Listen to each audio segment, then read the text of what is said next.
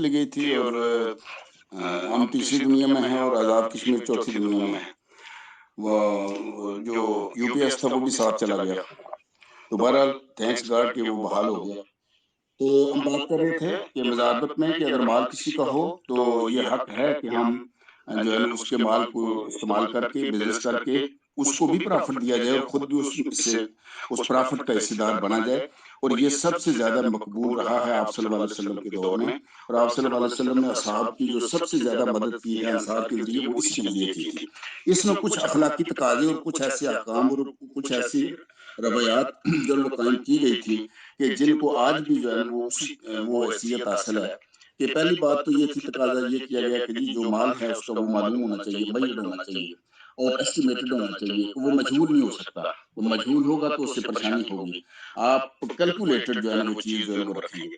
پھر جو منافع کی جو بات ہوتی ہے اس میں یہ اچھی جو بڑی بات ہے وہ یہ ہے کہ جو ضارب ہے یعنی جو کام کرنے والا ہے جس کے پیسے تو نہیں تھے لیکن اس نے محنت کرنی ہے، بزنس میں لگانا ہے، وہ دیکھے گا کہ اس نے کس طرح سے اس کا منافع جو ہے اس کو تعین کرنا ہے. لیکن اگر وہ معاہدہ جو ہے اس میں اگر پرافٹ کا تعین کر دیا گیا ہے پھر تو اچھا ہے، ٹھیک ہے، وہ اس کو ملے گا. لیکن اگر اس کا تعین نہیں ہے تو پھر جو پیسے کسی کے ہوں بلا شبہ مزاربت میں ہے آپ، لیکن ملے گی مزدوری اس کی. پھر کیونکہ اگر اس میں طے نہیں ہے تو وہ نہیں ملے گی. تو مثلا لیکن اگر فرض کریں کہ جو جو منافع کے بارے میں اگر کوئی طے نہیں ہے، کوئی الفاظ ایسے ادا نہیں کیے گئے جس سے کسی فگر کو فگر آؤٹ کیا جا سکے،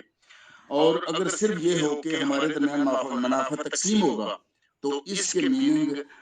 جو بائی ڈیفالٹ جو لیے جاتے ہیں وہ 50% ہی ہوتا ہے کہ آدھا آدھا پرافٹ. جس طرح کہ خیبر میں آپ صلی اللہ علیہ وسلم نے جو پھلوں کے لیے بھی اور جو زمین کی پروڈیوس تھی اس کے لیے بھی جو ہے طے فرمایا تھا.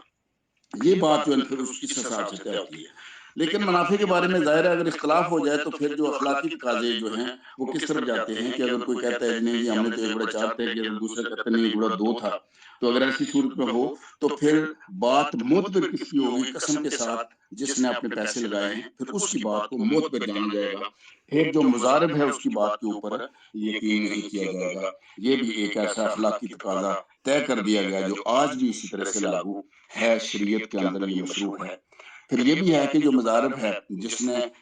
زیر مال لیا ہے، ہمارے ہاں آج بھی یہ بڑا رواج ہے کہ اگر کسی کا مال لے لیا، اکثر جو ناکام ہوتے ہیں اس کی ریزن کیا ہوتی ہے؟ وہ ریزن یہ ہوتی ہے کہ اگر کسی نے ایک شخص کو مال دیا ہے تو وہ اس نے مضارب کے اوپر مضارب جو ہے وہ لگا دیا. یعنی کہ ایک تو خود لیا لیکن اس نے وہی مال آگے کسی اور کو مضاربہ میں دے دیا. یعنی مالک کو پتہ نہیں ہے، یا تو معاہدے میں شامل ہو کہ جی جو شخص مضارب ہوگا یعنی جو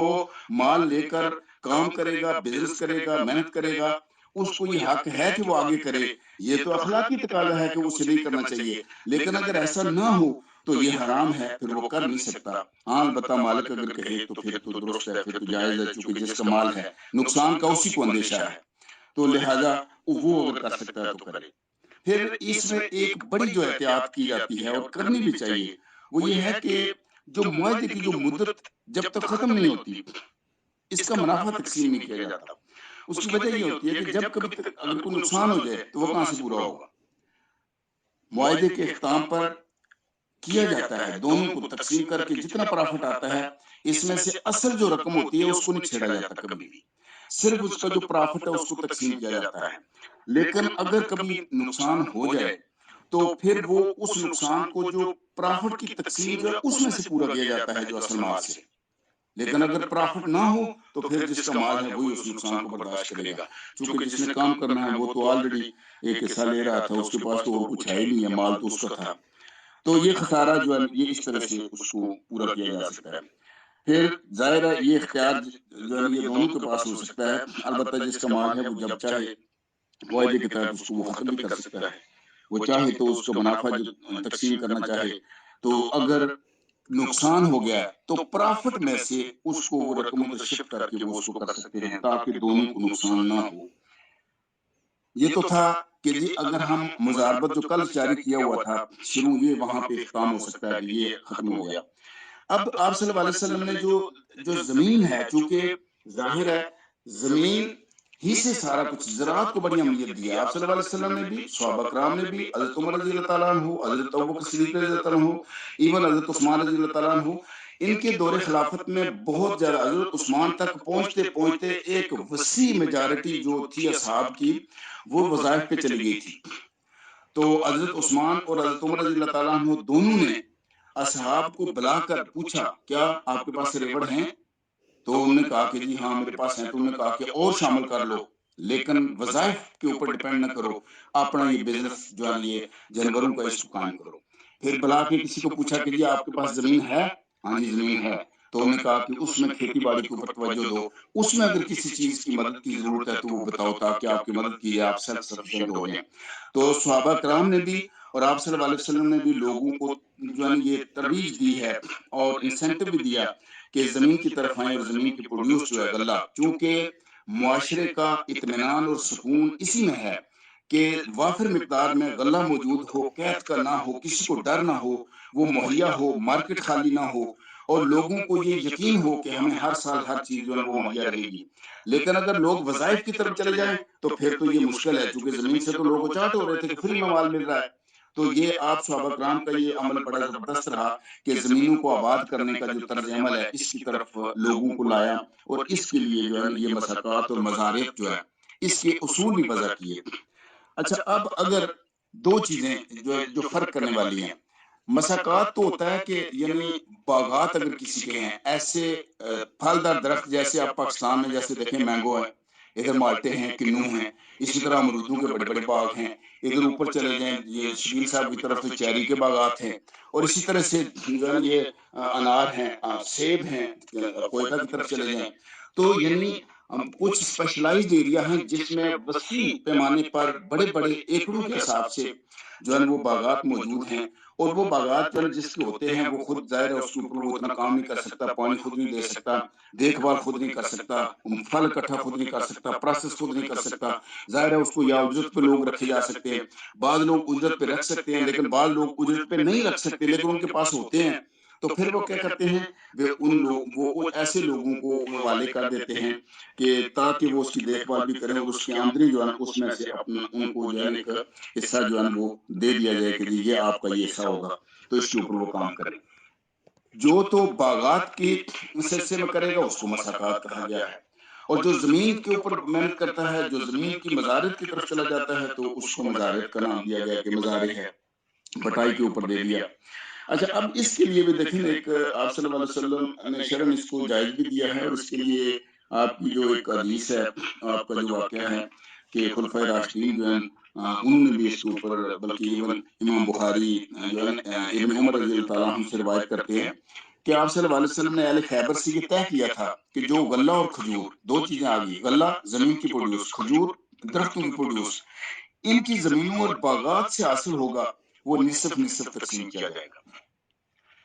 اچھا یہ جو ہے نا مساقات اور مزارعت جو ہے اس میں کوئی بات ایسی طے نہیں کی جا سکتی کہ جی آپ کو مثلا اتنا دیا جائے گا. اس میں یہ ہو سکتا ہے جیسے نصف ہے، ایک بڑا 4 ہے، ایک بڑا 3 ہے، ایک بڑا 6 ہے، ایک بڑا 2 ہے، اسی طرح سے اور کوئی شیئر آپ کر سکتے ہیں. لیکن یہ ہم جو یہ نہیں کر سکتے کہ اس کی وجہ یہ ہے کہ فرض کیجئے ہم کہتے ہیں کہ جی آپ کو اس میں سے جو ہے 20 من دے دیں گے، تو وہ ہوتے ہی نہیں ہے، 20 من ہوتے ہی 15 من ہے، 20 کہاں سے دیں گے؟ تو یہ اس طرح سے اس کو نہیں، یہ 50 کہیں گے تو آپ 20 ہوا 10 کر لیں گے. ایک بڑا 6 ہو سکتا ہے تقسیم، ایک بڑا 8 ہو سکتا ہے تقسیم، ایک بڑا 3 ہو سکتا ہے تقسیم، ایک بڑا 4 ہو سکتا ہے تقسیم. لیکن جب آپ نے ایک فگر دے دیا تو مساقات اور مزارعت میں اس طرح کا فگر نہیں دیا جاتا، اس میں یہ طے کیا جاتا ہے، اور یہی آپ صلی اللہ علیہ وسلم کی ایک سنت ہے. اور اس سنت کو حضرت ابوبکر صدیق، حضرت عثمان، حضرت علی رضی اللہ تعالیٰ عنہ نے ان معاہدوں کی پابندی کی ہے. آپ صلی اللہ علیہ وسلم کے بعد بھی جو معاہدے آپ صلی اللہ علیہ وسلم نے اس طرح سے کیے تھے ان کو باقاعدہ وہ کرتے رہے ہیں. ایک بلکہ اسی سے جڑا ایک واقعہ یہی وجہ ہے کہ جب اہل خیبر جو ہے نا یہ بڑے ہوتے تھے، وہ ان کے ذہن میں ہمیشہ یہ بات رہتی، شرارتی تو تھے ہی،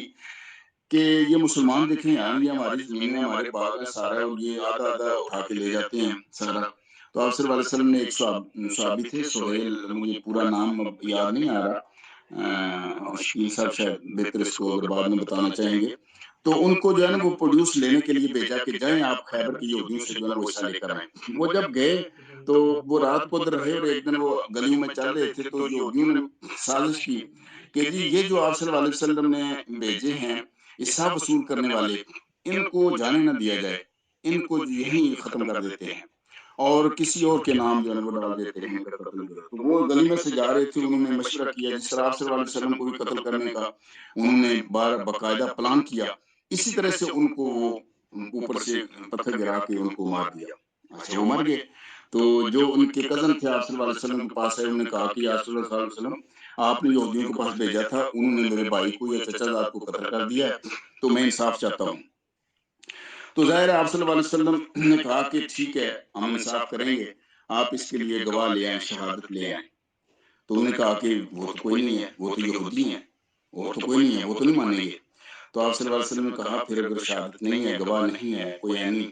تو آپ کے پاس ثبوت نہیں ہے، تو پھر میں کسی یہودی کے اوپر جو ہے وہ فیصلہ صادر نہیں کر سکتا۔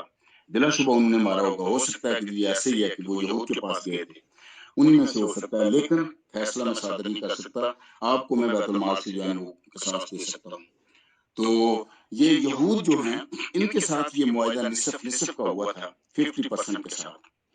اچھا اب اس میں اگر آ جائیں کہ کس طرح سے جو ہے یہ معاہدے کیے گئے اور ان کو کس طرح سے عمل کیا گیا۔ اس وقت چونکہ ظاہر ہے وہاں تو تھے ہی، ظاہر ہے کھجوروں کے ہی زیادہ تھے، سعودی عرب میں اگر آپ دیکھیں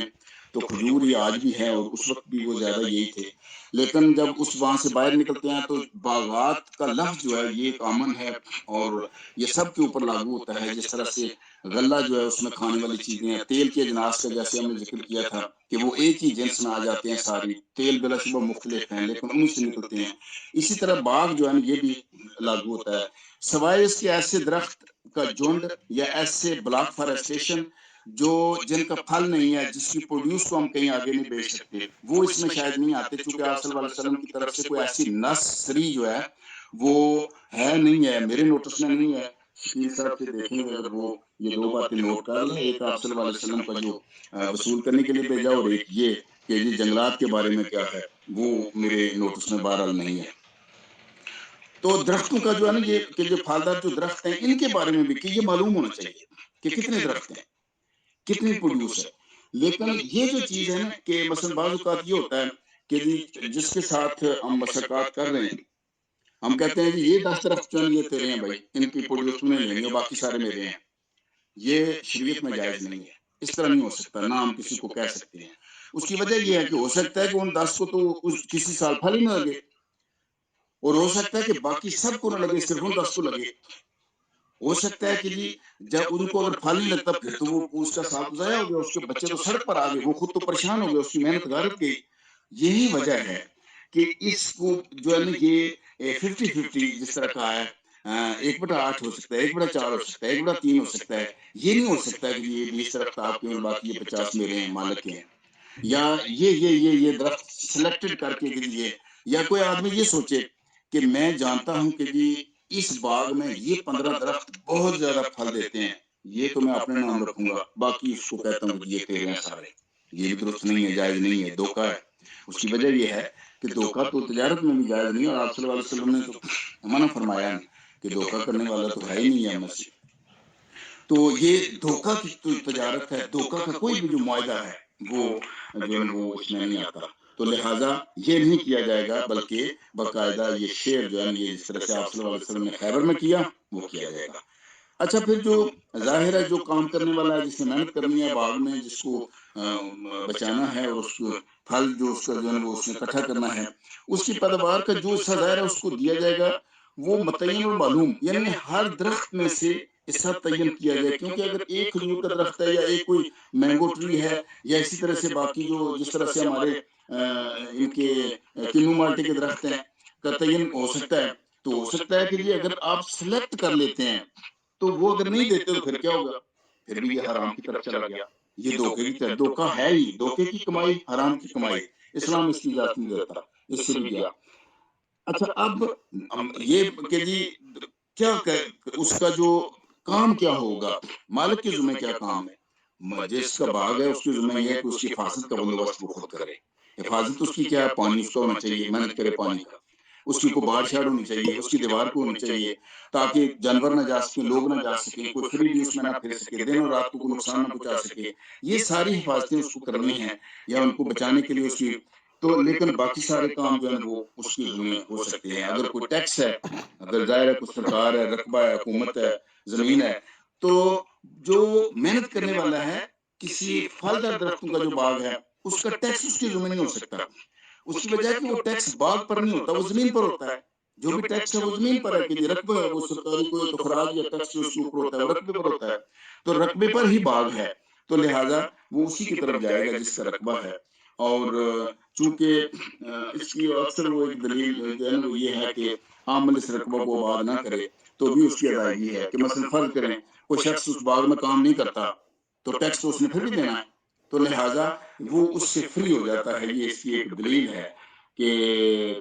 ظاہر ہے کہ زکوٰۃ البتہ جو ہے نا ہر ایک کو اپنے سکے ادا کرنی پڑے گی، وہ دونوں جو بھی ہو، ہم میں سے جو بھی کام کرے گا، لیکن بہرحال باقی چیزیں مستثنا ہو جائے گا. پھر یہ بات جو ہے نا یہ بڑی ہے کہ کوئی بھی شخص کسی زمین اگر کو دے دیتا ہے اور اس میں باغ ہے، درخت لگاتے ہیں، پانی دیتا ہے، دیکھ بھال سارا سو محنت کرتا ہے، اور اس میں سے فرض کیجیے اگر ایک بڑا 3 ایک بڑا 4 حصہ اسے کہا جائے کہ لو جی یہ آپ کو ہم یہ دیں گے، تو یہ تو درست ہے، لیکن اس شرط کے ساتھ کہ معاہدہ پھل دینے کی مدت تک کا ہو. مثلا ہم معاہدہ کر لیتے ہیں لیکن وہ معاہدے کی ٹرمینیشن جو ہے وہ اس وقت ہو رہی ہے جب پھل آ ہی نہیں رہا، تو اس کا مطلب یہ ہوا، یہ بھی دھوکہ ہو گیا کہ ہم جب معاہدہ کرتے ہیں یا جو بھی کسی کو، تو یہ انٹینشن یہ نہیں ہونی چاہیے، بلکہ کم از کم ایک پروڈیوس اس کے بیچ آنی چاہیے، ایک پھل پیداوار جو اس کے بیچ آئے اس معاہدے کی تاریخ کے اندر، تاکہ اس کی محنت جو ہے وہ ضائع نہ جائے. اور اکثر لوگوں کو دھوکہ اسی وجہ سے ہوتا ہے کہ لوگ اگر غور نہیں کرتے. یہی وجہ ہے کہ جب چیز خریدی جائے، معاہدہ کیا جائے، تو آپ صلی اللہ علیہ وسلم نے کہا ہے وہ کپڑے کے بارے میں جس طرح کے ملامسہ اور ملابزہ، کہ آپ یہ نہیں ہے کہ چیز کو بس جسٹ دیکھا اور کہا کہ بس ٹھیک ہے اٹس اوکے میں نے یہ خرید لیا یہ ہو گیا. نہ، غور و فکر دیکھیں، جانچ پرکھ کریں اور اس کو الٹ پلٹ کے بھی دیکھیں. یہ اس لیے کہا گیا کہ آپ کے ذہن میں پھر 100 باتیں آتی ہیں کہ مجھے یہ ہو سکتا ہے، اس چیز میں یہ خرابی ہو سکتی ہے. تو اگر آپ صرف اس طرح سے کریں گے تو پھر وہ نقصان ہی نقصان ہے. تو لہٰذا معاہدہ جو ہے وہ اس کا ٹرمینیشن ہمیشہ پروڈیوس کے بعد اگر نہیں ہے تو اس کا مطلب ہے کہ اس میں بھی یہ انٹینشن ہے کہ اس آدمی سے محنت کروائی جائے لیکن اس کو اس کا پھل نہ ملے اور وہ اس سے باہر رہے. تو ظاہر ہے کہ یہ چیز جو ہے اس سے منع فرما دیا گیا. اسی طرح سے میرا خیال ہے آج ہم اسی پہ افتخار کرتے ہیں، تو آگے ہم دیکھیں گے کہ جی زمین کو کیسے ٹریٹ کیا جائے. لوگوں کو جو ہم دیتے ہیں زمین، تو اس کو ہم کس طرح سے کرتے ہیں. اور باغات کا تو ہمیں چلیں یہ آئیڈیا بن گیا کہ جی ہم نے کس طرح سے جو ایک آپ صلی اللہ علیہ وسلم کی جو مثال ہے اس کے ذریعے، تو راز صاحب کے باغ ہو سکتے ہیں پنجاب میں چونکہ ہیں، اور احمد بھائی ہیں ادھر باغات ہیں، تو یہ صاحبان دیکھ سکتے ہیں کہ جی کیا ہم اس طرح سے کر رہے ہیں جس طرح آپ صلی اللہ علیہ وسلم کی یہ تھا، یہ کہا گیا، یا کیا ان لوگوں کو نقصان تو نہیں ہو رہا. وہ لوگ پریشان تو نہیں ہیں جن کو ہم نے اپنے ساتھ لگا رکھا ہے، لیکن باغات کا جو ہے وہ ہم لے رہے ہیں، فائدہ لے رہے ہیں، لیکن وہ لوگ پریشان ہیں. تو یہ کچھ ایسی باتیں تھیں جن کو ہم سب کو زندگی میں ظاہر ہے آگے بھی لوگوں کے درمیان بیان کرنی چاہیے اور خود بھی یاد رکھنی چاہیے، چونکہ ان سب کے ساتھ ہمارا رزق جڑا ہوا ہے. ہر وہ بات جس کے ساتھ رزق جڑا ہوا ہے ہمیں بڑی احتیاط کی ضرورت ہے، اسٹڈی کی ضرورت ہے، غور فکر کی ضرورت ہے، سننے کی ضرورت ہے. رب کریم ہمیں درست علم کی طرف راغب رکھے اور ہمیں ہدایت کے اوپر قائم رکھے اور ہمیں اصل علم کی طرف جو ہے نا ہماری رسائی کو بنائے. جزاک اللہ. اللہ خیر.